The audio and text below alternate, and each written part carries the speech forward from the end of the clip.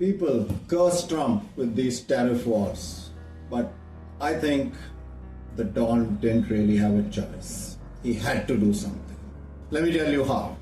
So people, Trump haters, they are bound, they see that Trump is just a disruptor for no reason at all.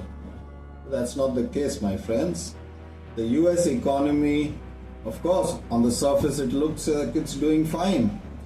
Employment numbers are good, growth is good for an economy of that size. But all of it is sailing on the national debt of $35 trillion, which is, you know how many times US GDP.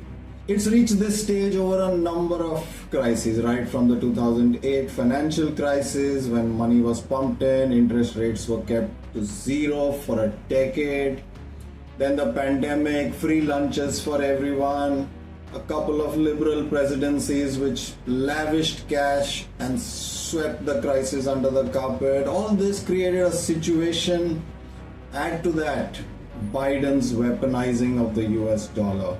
Earlier, since the Second World War, no other country had any fear in parking its reserves in the USD. But after Biden impounded Russian assets, similarly how America had impounded Japanese assets before World War II, since then every central bank of the world, every country is fearful of keeping their reserves with the US dollar.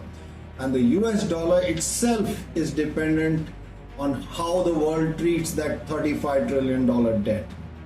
The minute it loses faith in the US dollar and in the US economy, all it takes is at that debt level, one crisis. It could either be a small limited war or a small pandemic or some Asian crisis and engagement over Taiwan. At any of these situations, if foreigners stop buying US bonds and instead start selling them, then imagine what it will do to US interest rates, long-term rates. Even if the Fed tries to suppress short-term rates, bond vigilantes will keep rates high.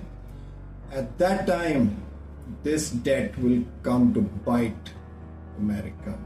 That is why Donald Trump didn't have a choice. He had to force a new world order very different from the one which we are used to.